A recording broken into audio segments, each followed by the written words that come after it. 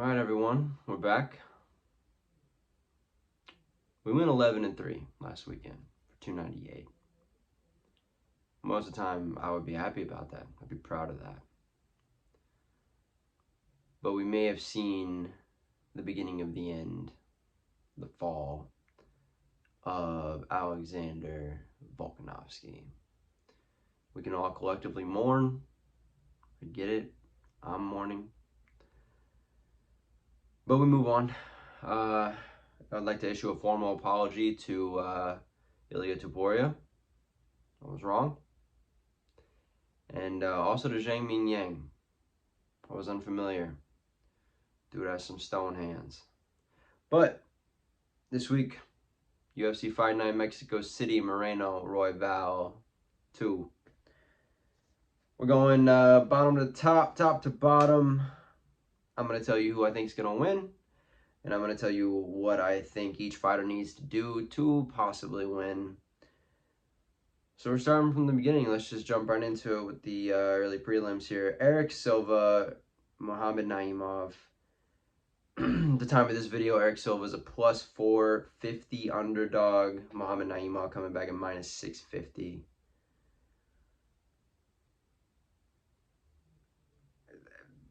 I'm not going to pretend that Eric Silva has like a real chance here. The only path to victory for him, shoot the takedown early, ground and pound, and try to potentially wear Muhammad Naimov out. Maybe getting him to gas would be the only way I think that he has a shot here. Look, Muhammad Naimov has some pretty solid names on his record. He's 5-0 in his last 5. He's fought Jamie Malarkey and Nathaniel Wood. Both great fights. You know, Eric Silva, he's 4-1 in his last 5. That's not bad. It's his second fight in the UFC, coming off the Contender Series. The guy's got 5 rear naked chokes on his record, so maybe, maybe if he can shoot and get the takedown early. The thing is, Muhammad Naimov's no joke on the ground. He can handle himself just fine on the ground. So, Eric Silva, puncher's chance. He's 36. He got old man strength. So, there's a couple ways I could see this playing out where Eric Silva gets the best of him. Maybe he lands a wild overhand, jumps on top, ramps up a rear naked choke early, because I'm afraid Eric Silva is going to wear out by middle of the second round. No, obviously I'm rolling with Muhammad Naimov here. I'm going to say first round. He's probably going to get him out of there. That would be my guess. Maybe early second round. We move on. Second fight, Victor Altamirano versus Felipe dos Santos. Felipe dos Santos, minus 310 favorite. Victor Altamirano coming back at plus 250 underdog. Victor Altamirano, he's 33, 10 years older than Felipe dos Santos. Already bad. 3-2 in his last 5. Just lost to Tim Elliott. He doesn't have very good takedown defense. I don't know how much Felipe dos Santos is going to want to shoot in this fight. It's probably going to stay on the feet. That being said, if Felipe dos Santos wants to shoot the takedown, Victor Altamirano's got nothing to offer off his back. He can hold him down. He can keep him there all fight if he wants to. Make it very boring, which I don't think he's going to do. But I don't see much of a path of Victor Altamirano winning this fight. He's got good hands. He can box. For Felipe dos Santos, he's 3-1 with 1 no contest in his last 5. He just lost to Manuel on short notice. Took Manuel 3 rounds. Put on an incredible fight. Constant pressure. He can be a little reckless. So, maybe Altamirano could land a counter and get a knockdown and TKO, some ground and pound maybe. But I don't think so. For Felipe dos Santos, I have DOG in my notes. And that spells dog. Because that's what he is. Felipe dos Santos will get knocked down and will get back up 74 times at least before he quits. Victor Altamirano is not going to have it. He's not going to have anything to offer. Felipe dos Santos will win this fight. I'm very confident in it. I'm rolling with him. Second round knockout. That's my guess. Like, he's 23, he's young, he's rolling. Losing to Manuel on short notice, the way that he did, it was such a good fight. He put up every sort of challenge that he could have given Manuel. There was instant respect there from, I think, everyone in the MMA community. So, yeah, I'm rolling with Felipe dos Santos. I think it's going to be an easy fight for him. It'll be a good tune-up. Nice to come off of a loss and get a win. And I think he's going to be knocking on the rankings by the middle of the year, end of the year. I wouldn't be surprised if he's got a number next to his name. Moving on. Ronaldo Rodriguez, Dennis Bondar. Dennis Bondar is a plus 100 underdog. Ronaldo Rodriguez coming back in minus 120. Look, this might be fight of the night. It might be an early contender for fight of the night. Ronaldo Rodriguez, 5-0 in his last 5. Coming off the Contender Series. It's his UFC debut. Look, the guy's 16-2. He's calculated. He's got strong hands. He's not afraid to shoot. Always dangerous on the ground. Can always throw up a sub. Dennis Bondar, 31. Like, he's 3-2 in his last 5. He's lost 2 in a row. But the guy's got 10 subs on his record. You know, he got injured in 2022. He took the time off. He's coming back. The guy's got heavy, heavy hands. He loves to throw an overhand right. He's got really good takedown defense. He has a very awkward style, which I think will serve him well in this fight. It's going to be interesting to see how Ronaldo Rodriguez deals with that. Yeah, I have this circled. This is one of the fights that I am very, very excited for. Yeah, it's hard. It's hard to pick here. I think, you know what? Let's go with it. We're going to go with the early upset here. Third fight. I'm taking Dennis Bondar. He's a plus 100. I like it. I like the money. Let's take it. I can see it going to decision, but I think it's going to be a very tough fight. Moving on. Claudio Puelles, Fares Ziem. Ziem, minus 220 favorite. Claudio Puelles coming back at plus 180. Claudio Puelles 27, Fares Ziem 26. They're both 4-1 in their last 5. You know, Fares has 5 KOs. Claudio Puelles has 7 subs. The thing with Puelles, the striking defense, I don't think is there yet. And I think that that's very dangerous against a guy like Ziem. Then again, you want to counter that, Ziem's been subbed 3 times. Going up against a guy with 7 subs on his record is a recipe for disaster. I mean, the guy subbed Clay Guida. That's not an easy feat. That's something to be worth noted. Claudio Puelles, his last fight, he fought Dan Hooker, and Dan Hooker literally kicked him to death. He had no defense against the kicks, deep kicks, just right in the rib cage. Had nothing for him. You know, I can see a world where Claudio Puelles gets an early takedown. Fares loves to throw kicks, so possibly catches a kick. Tries to go for a leg lock. He likes the leg lock, so there's a world where that happens. I would say that's Claudio Puelles' only path to victory here would be a leg lock submission. But I think the only path to that would be to take Fares down and tire him out in the first 2 rounds, then maybe lock up a 3rd round knee bar, leg lock, something. I am going to roll with Fares on this because he's got pretty decent takedown defense. He's got a solid chin. He's good in the clinch. You know, I think if Claudio decides to shoot, I think the defense is good enough to stay up and roll into a clinch, throw some knees. I think he's going to keep him at distance, and I think Fares probably goes to a decision, but I think he wins unanimous decision. Fight number 5. We have Edgar Chairez versus Daniel Lacerda. So this is a rematch from not too long ago. They had a no decision. Edgar Chairez had locked up a standing guillotine. Daniel Lacerda was wide awake, and ref said he was asleep, so they stopped it. Like, Edgar Chairez is a minus 475 favorite right now. Daniel Lacerda coming back at plus 350. I like Lacerda, I do. He's got 3 KOs. He's got a submission, or sorry, he's got 6 submissions rather. But he's 0-4 with a no contest in his last 5. I mean, he's on the worst skid of his career. At times, he can be reckless. You know, he's got quick hands.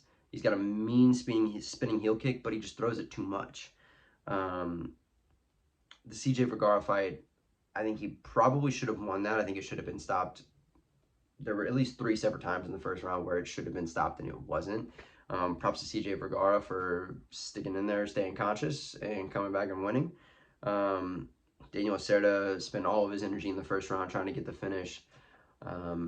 Came back and got knocked out in the second round.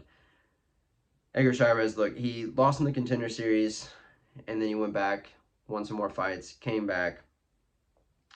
He's got 4 knockouts, 6 submissions. The guy's good everywhere. He's 2-2 with a no contest in his last 5.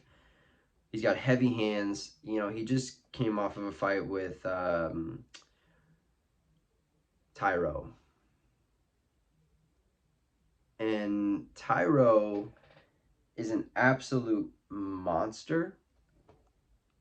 I mean, the guy's like 16-0, and he legitimately had Tyro in some trouble multiple times, at least in that first round. So, you know, I'm big on Edgar Chairez for this fight. I gotta roll with him. I think it's a pretty easy pick. The boxing's too good. He's just too dangerous, and I think he's coming into the prime of his career. So, rolling with Edgar Chairez. Moving on. Jesus Aguilar and Mateusz Mendonca. Hopefully I'm saying that right. Mateusz Mendonca. Mateusz has a 9.5-inch reach advantage. I'm just going to start with that. And that's huge for me personally. Mateusz is 3-2 in his last 5. Like, he's coming off of his first 2 losses in his career. He was like 10-0. He was 10-0. Now he's lost his last 2. Like, he went on the Contender Series. He got a knockout in the first minute. He's got 4 subs on his record, 3 knockouts, 7 first-round finishes. He's good everywhere. If you're on the ground, he's constantly hunting for a submission. He's reckless, but in a good way. You know, like, he's not afraid to take the damage. On the flip side, Jesus Aguilar coming in at a plus 105 underdog. Mateusz at minus 125. The line is very close. Look, Jesus Aguilar, he's stocky. He's short. He's got a lot of power. His last fight, he legally murdered Shandon Ross. 17-second straight knockout. Guy was stiff. Not positive that he's alive currently, if I'm honest. I think the path to victory for Jesus Aguilar is to get a early takedown, get on top, and use his stocky frame to just hold him down, tire him out, maybe some ground and pound. I think it's dangerous to hunt for submission against Mendonca, but maybe. I'm rolling with Mendonca. I like him a lot. Jesus Aguilar is good. I just don't think this is the fight for him. So I'm going to go with Mendonca. I'm going to say he keeps him at distance, gets the kicks going, and I think that he finishes this in the second round probably. All right, featured prelim. This is going to be a really fun one. Christian Quinones and Yair Barcelos. Hopefully I'm saying that right as well. Look, Christian Gomez is a jiu-jitsu labeled fighter with 10 knockouts. He's 4-1 in his last 5. He Contender Series alum. He's got 10 knockouts, 3 subs. You know, Christian Quinones looks pretty good right now. He got caught in his last fight. He got caught and got the neck wrapped up really quick. Lost his last fight. I think that's going to give him a lot of motivation. Yair Barcelos 1-4 in his last 5, but the guy's got 8 knockouts on his record. He was 17-1 and has lost 4 in a row. Let me be clear though. He's fought Umar Nurmagomedov. He's fought Timur Valiev, and he's fought Kyler Phillips. He's not fighting scrubs. The guy's losing a really good competition. He's got really solid boxing. He's got good combos, strong build. He's pretty good with takedown defense. He's good with sprawls. He's got a lot of power. Problem is he's 36. I know earlier I said 35. He's got the old man strength. Raul has it as well. I don't know if he can use it as well. I'm rolling with Christian Quinones here. And he's the underdog. He's a plus 160. Raul is at minus 190. Look, I think Christian Quinones is just too good everywhere. I'm actually shocked at this line, if I'm honest.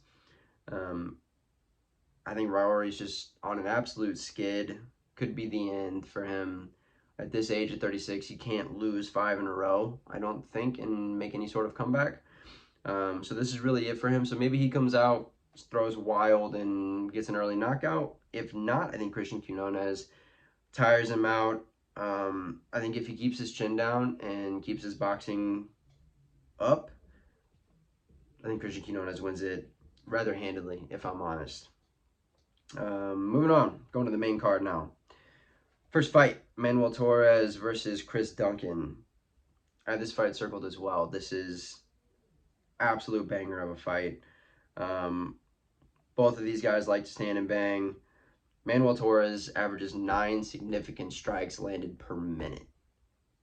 I'm going to repeat that in case you didn't hear what the fuck I just said. 9 significant strikes landed per minute. That's insane. He's 28. He's coming off of an insane knockout.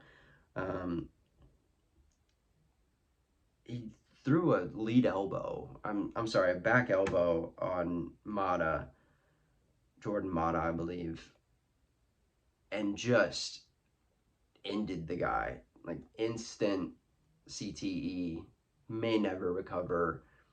Knows he could smell the back of his brain after that shot. I mean, absolutely crushing. Instantly unconscious, entered the shadow realm, stayed for a while, 7-day free paid trip to the shadow realm. Will he fight again? Who knows? Like Manuel Torres, he's 5-0 in his last 5. He's got 7 knockouts, 6 subs. The guy's good everywhere. He's got good kickboxing. He's on a 5 straight finish streak. He's finished his last 5 fights. He's got one problem. He likes to leave his chin up. He's a minus 180 favorite. Chris Duncan is coming in at plus 150. The only way that I see Chris Duncan winning this fight is a puncher's chance because Manuel leaves his chin up. If he does that in this fight, Chris Duncan has the power to knock him out. Chris Duncan is stocky. He's 30. He's in his prime age. 4-1 in his last 5. He's got 7 knockouts. Look, if he's brave enough to go to the ground with Manuel Torres, the guy averages almost 4 takedowns a fight. So I can see a world where Chris Duncan shoots and maybe tries to tire Manuel Torres out, get him off the feet, get on top, stay on top for a couple rounds, honestly. Chris Duncan has really good counters too. So there's a path where Chris Duncan ducks, lands a counter, knocks him down, gets on top, ground and pound finish. That would need to happen in round 1, I would assume. That's where that would need to happen. Look, he mixes it up well. He's big for the class. He's got a decent chin, and he's got good cardio. I just don't think he has enough for Manuel Torres. I think Manuel Torres wins. Maybe TKO in the 3rd round. That would be my guess. But yeah, I'm riding with Manuel Torres for this one. Okay, I'm going to butcher this poor girl's name. Yazmin Juaregui. You can let me know in the comments if that was remotely close. And Sam Hughes. Sam Hughes coming in at plus 425. Yazmin coming in minus 610 currently at the time of this video. Look, Yazmin's a dog. She's coming off a loss. She's 4-1 in her last 5. She got caught. She got caught right off the bat against Denise Gomes. And maybe it just wasn't her night. You know, maybe she just wasn't quite ready. The warm-up didn't go to plan. Whatever it was, she got caught very, very early. It was done in 20 seconds. And I think she's probably pissed. So I think she comes in hot. I think she comes in ready to go. She loves to pressure. She's got a super strong right hand. She's got great speed, good boxing. She's in and out quick. Similar to Prime Volk. How I say Prime Volk like that wasn't 3 fights ago. She's in and out very quickly, hits you and is out of your reach so fast you can barely blink. Sam Hughes has just never really got it going. She's 8-5. She's 3-2 in her last 5. Now look, last 5 she looked great. She fought Amarim, forgetting her first name. She had a great fight against Amarim. Amarim was a jiu-jitsu champion, a world champion, making her UFC debut. Was not afraid to go to the ground with her. Look, 3 times in the first round, Sam Hughes should have been done. I mean, bicep on neck, veins popping out of the forehead. Maybe Sam Hughes doesn't rely on oxygen like the rest of us. But I think if there's any shot of her winning this fight as a plus 425 underdog, it's got to be the same game plan. It's got to be instant pressure. It's got to be takedowns, and it's got to be getting on top and wearing out Yazmin. The question is, will Sam Hughes show up? Will the last Sam Hughes from the last fight show up, or from a fight or a couple fights before that where she's just stiff, she can't really get anything going, she gets taken down, she gets pieced up. You know, sometimes Sam Hughes shows up, sometimes she doesn't, so it's really dependent on that, but I'm rolling with Yazmin Juaregui. I think it's going to be an easy night at the office for her. I'm going to take a early second round finish. Moving on to what might be my favorite fight of the night. Raul Rosas Jr., Ricky Turcios. Raul Rosas coming in at minus 225. Ricky Turcios coming in at plus 185.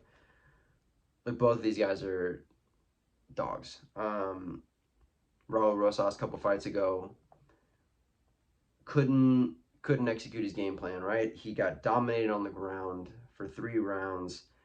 Was embarrassed. It was embarrassing for him. He has so much hype. He's still only 19 years old. Got dominated in that fight. Comes back and knocks Terrence Mitchell into the shadow realm. I mean, clipped him so hard. I don't know if his eyes worked. He's a monster. Guy's a monster. He's got hands now.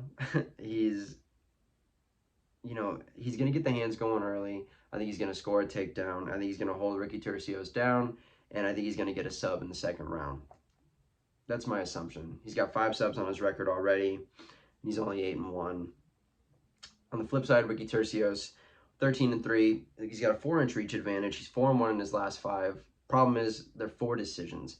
So, if he wants to maintain the same game plan of these last 4 wins, which is just kind of grind and be a dog and get to a decision, it's not going to work with Raul. He's too fucking insane. It's just not going to work. Raul's going to be aggressive. He's going to come out hard. Like, Ricky can throw. He's got hands. He can really, really throw. Problem is, we've seen him get held down. Like, we've seen him getting taken down, and he can't get back up. If he's going to win this fight, Ricky Turcios is going to need to keep it on the feet, first and foremost. And he's going to need to make it a dogfight. Maybe grind against the cage, dirty boxing, and he can't be reckless. He likes to be reckless sometimes, likes to throw wild strikes. He's going to get taken down so quick. He's going to get wrapped up. I think he's going to go to sleep. I'm taking Raul Rosas by submission, and I'm going to take it into the first round, early second round. Moving on, Daniel Zellhuber versus Francisco Prado. Another really fun fight. Zellhuber minus 275. Prado plus 225. Both really young guys. Zellhuber's got an 8-inch reach advantage right off the bat. That's huge.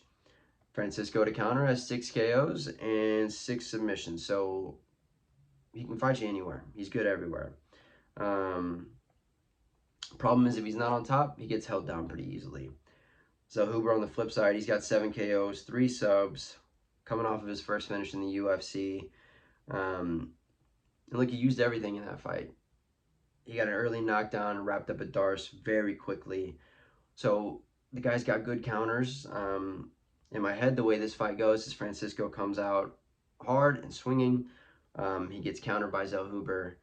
I think Zellhuber wears on him for a little bit. And I think he can wrap up a guillotine in the second round. That's my guess. That being said, Francisco always has a puncher's chance. The guy's got a lot of power. You know, we saw him with the spinning elbow on the Zaitar. He's got the power to knock you out. It's there. He's a dog. The takedown defense is questionable. There's just something missing. He's just not quite there yet. And he's young. I mean, he's young. He's 21 years old. He's got time. He's still developing. So I think he's close. He's just not quite there yet. So I'm going to take Daniel Zellhuber. I think he's going to piece him up. He's going to keep him at distance. And I think, yeah, man, Zellhuber by submission. Co-main, Yair Rodriguez, Brian Ortega. T-City makes his return. His last fight was with Yair. Had a very bad shoulder injury. He's been out since 2022, I believe. Look, he's 2-3 in his last 5. That being said, he's lost to Yair, Max Holloway, and Volkanovski. So, I mean, come on. And all good fights, by the way. He's got 7 subs on his record. You know, if you remember the Volk fight, he was seconds away from being the champ. Volk even admitted it. He could barely breathe. He wrapped up a guillotine so quickly, Volk didn't know what to do. I think he took the right amount of time off to come back. He's still only 33, so he's definitely not out of his prime. I think the way for T-City to win this fight is going to be to score takedowns, score them quickly. And he's going to have to tire Yair out if that's possible. Yair's a cardio machine, so don't bank on that, but that would be the way. I can also see maybe Ortega gets the hands going a little early, gets an early knockdown, and can possibly wrap up a guillotine similar to what he did to Volk, but maybe just finish it this time. That being said, he's a 125 plus 125 underdog. Yair coming back at minus 150. The line is close. The line is close. Yair, 31, coming off of the loss to Volk. I think he's going to be energized. You know, he's 3-2 in his last 5. That being said, his only losses are Frankie Edgar, Max Holloway, and Volkanovski. So, again, not losing to scrubs. He's got 6 knockouts and 4 subs on his record. He's good everywhere. You know, I think Brian Ortega is going to have the advantage on the ground, but Yair is no slob on the ground. So, it's going to be interesting. It's really hard to make a pick here, but I think... Why not? I'm going to ride with Brian Ortega. I think he's going to come back with a vengeance. We'll see how the loss affects Yair. And I'm going to take Brian Ortega by decision. I think he's going to be able to score the takedowns and hold him down and threaten submissions the entire fight. And we'll see. We'll see. We're not confident in that one, but we're going to see. All right, main event. Brandon Moreno, Brandon Royval, 2 Brandons, second time they're fighting. Look, they're both 3-2 in their last 5. They both just lost the title fight to Pantoja. Brandon Moreno's a minus 310 favorite. Brandon Royval coming back plus 250. I think that's an accurate line. I'm definitely riding with Brandon Moreno. Look, there's an argument that the belt should be around Moreno's waist right now. The fight with Pantoja, for me, personally, it was Moreno's fight. I thought he won. Like, he's got 11 subs, he's got 5 knockouts. 4 of his last 6 fights have been with Figueiredo, one of the best ever. You know, in between there, he liver kicked Kai France into giving up. He's a cardio machine. He's never going to stop. He's constant pressure. I think that goes. I think he finishes him in the 4th round. I do. I think it's a 4th round sub. Like, Brandon Royval's good. Don't get me wrong. He's good. I don't think he can beat Brandon Moreno. He got kind of dominated by Pantoja, in my opinion. He's got 9 subs on his record, so he's good on the ground. But, you know, coming off the loss, he's already lost to Moreno once, and I think it happens again. And I think we're seeing Moreno go fight for the title once again. If Brandon Royval was to win, he's got to keep it at distance. He's long enough. I believe he's got a slight reach advantage. Let me double check that.